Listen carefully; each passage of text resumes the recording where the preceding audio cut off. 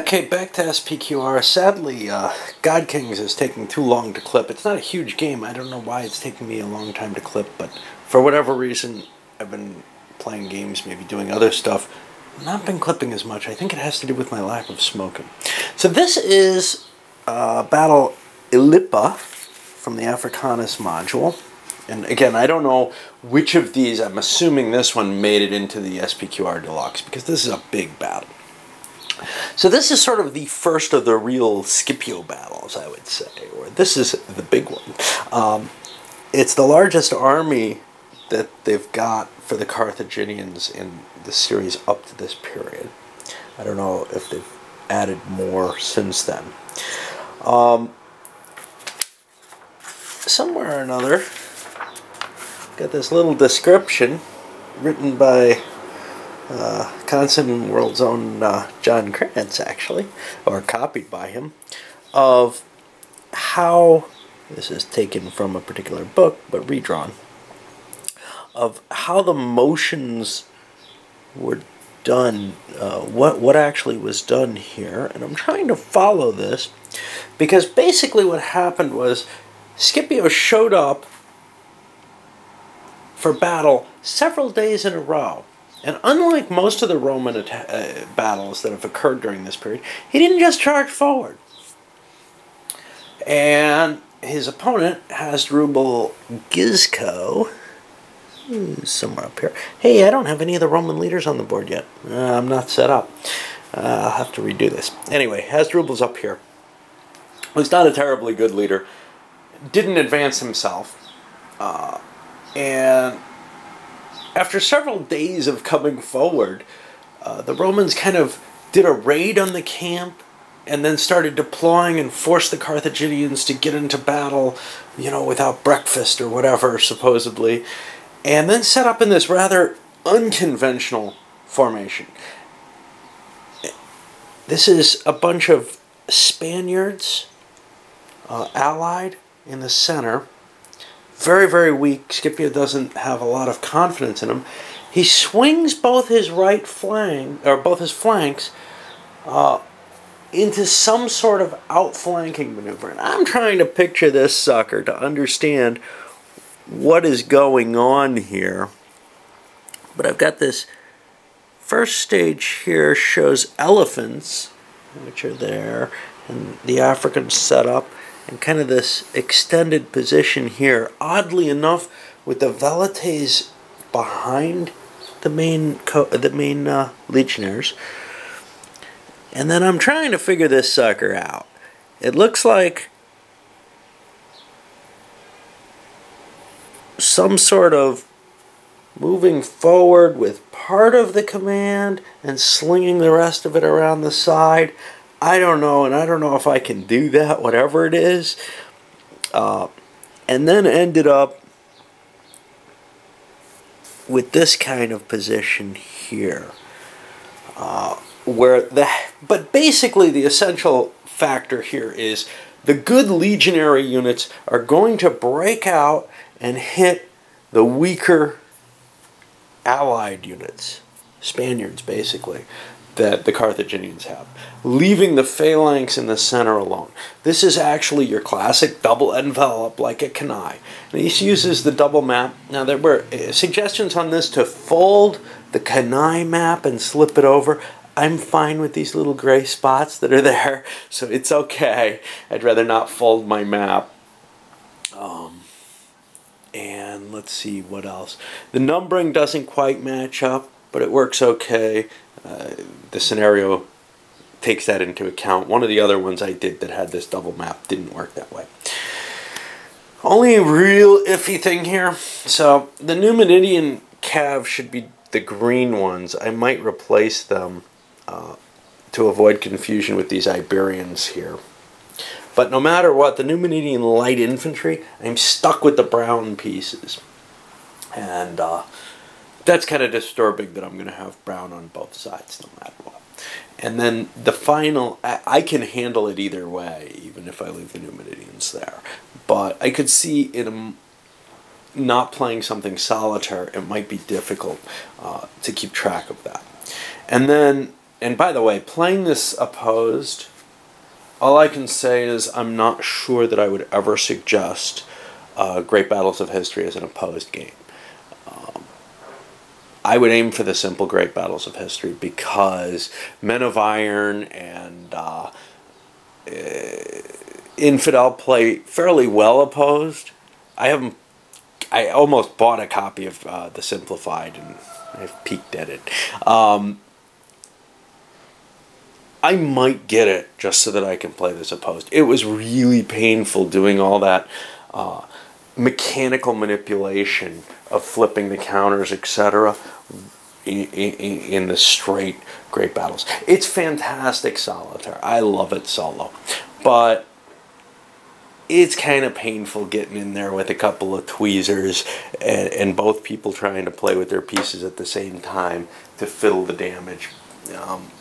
It's a lot worse than most of the Civil War games that I remember having, you know, or Napoleonics that have the same loss markers on them. So I would strongly suggest considering the simplified Great Battles of History if you're more inclined to play your games opposed. I'm considering it just to make it a little easier and a little faster paced, because it is a painful mechanical game to play in an opposed fashion. Okay, so the other thing is there was a suggestion in the rule book that these are Marines, as are these. And I'm just using some validates for it. The values are about the same. But over in Caesar, or Kaiser if you prefer, there are some Marine counters which they suggest you could just use instead. I looked at them and I decided it wasn't worth the effort to try to hunt enough of them out. My box came... Everything's not in baggies, and the Marines look like they're in some kind of counter trade thing that got shaken up, and it's kind of it looked like it would be more effort than it's worth to have counters that are essentially the same. They look the same. They have javelins. They have, you know, maybe not as high a movement, but whatever. I'm okay with it. They could have undergone some retraining or whatever. The other thing is, I haven't decided quite what to do with these. These can be compacted a little bit. I'm just not sure how I want to deal with them. It's a bunch of Balearic slingers on the sides and some archers in the center. And they could be rearranged in some way. The slingers, we've seen how incompetent they are, so I'm kind of tempted to put the archers over here as well, and maybe an extra archer here, just because having those in the center doesn't terribly help me at all. And the closer to the because I am going to pull the outflank off, so the closer to the edges I can have those, the better. And if there's an attack in the center, there's plenty of room in this field to get down and blockade it. All right, I'll finish the setup, get the Romans on the board, and then we'll start playing. Okay, so here for this battle of Ilipa, I've actually gotten my Roman leaders on the board, including the powerful Scipio. And there's three options of how to play this game, even with the historical setup. One is player's delight. Basically, you still play this out with this setup, but you allow the players to do whatever they could normally do within the roles, and that would pretty much prevent the kind of wheeling activity that Scipio is historically claimed to have performed. However, the designers kind of step in and say, you know, no commander would be so much of an idiot as to just allow this to happen in front of them. And a few arguments, this, that, and the other, but the historical record does seem to indicate that it did happen. Second is, hey, just give the Romans a free turn. That'll give them the time to begin this motion without a problem. And that's kind of tempting. And then the third is, well, the Carthaginians are allowed to activate when it's their turn to go.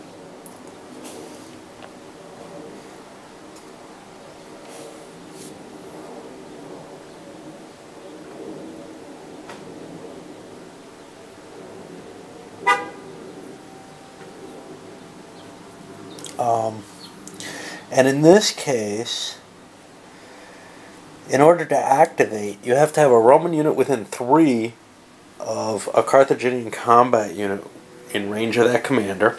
Okay. Or the other is you roll a die, and if you roll less than or equal to the initiative, you can use him normally. Otherwise, you skip him as though he's finished.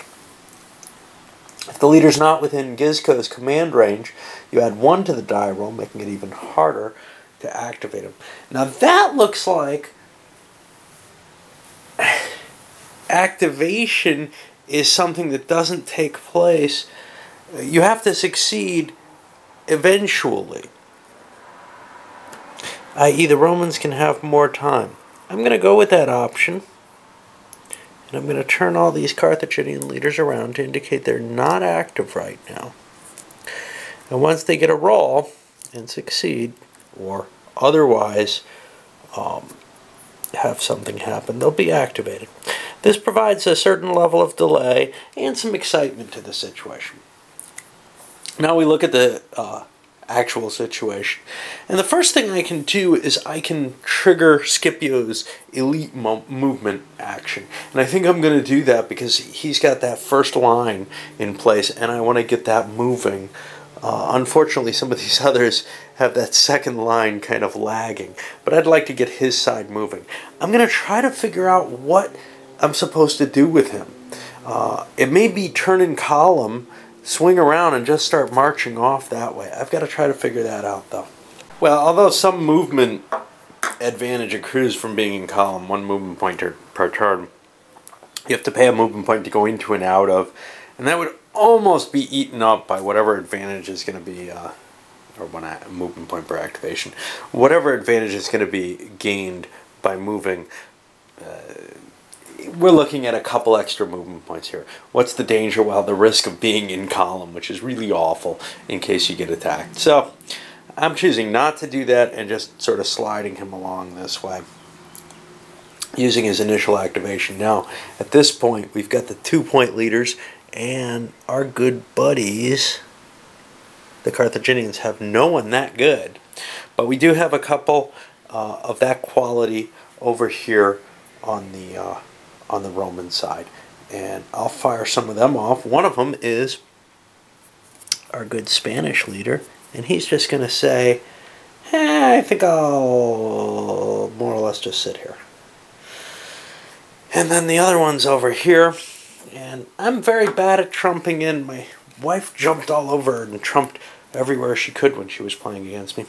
I think that was probably a mistake, but I don't usually tend to do so, especially on an initiative type situation. I'm going to set these Triarii moving, and oh yeah, in this game, Scipio is not restricted with his Triarii. He's able to use them more or less as he wishes, so we're going to set them moving down that way. I figure with Scipio in command here, things are going to be stronger. We need the extra strength with the Triarii to the other side, where there may be more flexibility required. And actually, because the Triarii are heavies, I'm going to probably use them to help extend this line and strengthen where not strengthen the Spaniards, but extend the line beyond the Spaniards. Because I think this is going to take longer to bring this hammer around. I think Scipio is going to have a pretty easy time of getting around and smacking those Carthaginians. Alright, well, let's get going. After that, we're on the first Carthaginian who has to roll. And that's going to be this replacement here, I think. It's the first 3. He gets to roll. He needs a 0 through 3 to be able to be active. And he doesn't get it, so he's just going to pass. Whatever that means. We'll face him that way to indicate. Now we go on to the Roman 3s, and they have a couple of them, I think, down here, and then lining up here. So the Romans are up to some complicated marching here, sending the cav flying ahead. They took extra cohesion hits to get to where they are. The thought was maybe they could recover them. Maybe they can't, whatever. If they had gotten 2 momentums, they could have recovered some of those losses. We got the Velites slinging out this way to stretch out and provide a further extension to what the the Triari line is going to do. This Velite line's marching, counter-marching over here, take up position with the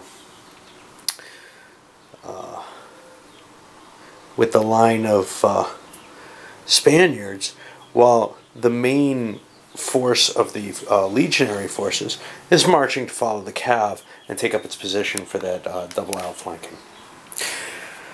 Alright, let's see, that was the 3s. That means we're going to go to the 4s, and we got to go over to an a Carthaginian one first. And wow, there sure is a lack of leaders over on the edge there. That's kind of interesting.